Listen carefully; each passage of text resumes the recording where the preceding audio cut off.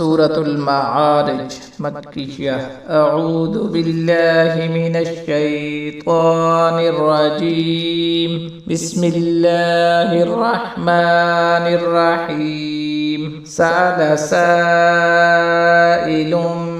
বিআযাবিন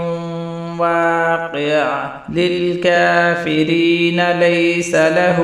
دافع من الله ذي المعارج تعرج الملائكة والروح إليه في يوم كان مقداره 50,000 سنة فاصبر صبرا جميلا إنهم يرونه بعيدا ونراه قريبا يوم تكون السماء كالمهل وتكون الجبال كالعهن ولا يسأل حميم حميما يبصرونهم يود المجرم لو يفتدي من عذاب يومئذ ببنيه وصاحبته وأخيه وفصيلته التي تؤويه ومن في الأرض جميعا ثم ينجيه كلا إنها لظى نزاعة للشوى تدعو من أدبر وتولى وجمع فأوعى إن الإنسان خلق هلوعا إذا مسه الشر جزوعا وإذا مسه الخير منوعا إلا المصلين الذين هم على صلاتهم دائمون والذين في أموالهم حق معلوم للسائل والمحروم والذين يصدقون بيوم الدين والذين هم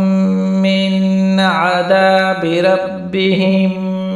مشفقون إن عذاب ربهم غير مأمون والذين هم لفروجهم حافظون إلا على أزواجهم أو ما ملكت أيمانهم فإنهم غير ملومين فمن ابتغى وراء ذلك فأولئك هم العادون والذين هم لأماناتهم وعهدهم راعون والذين هم بشهاداتهم قائمون والذين هم على صلاتهم يحافظون أولئك في جنات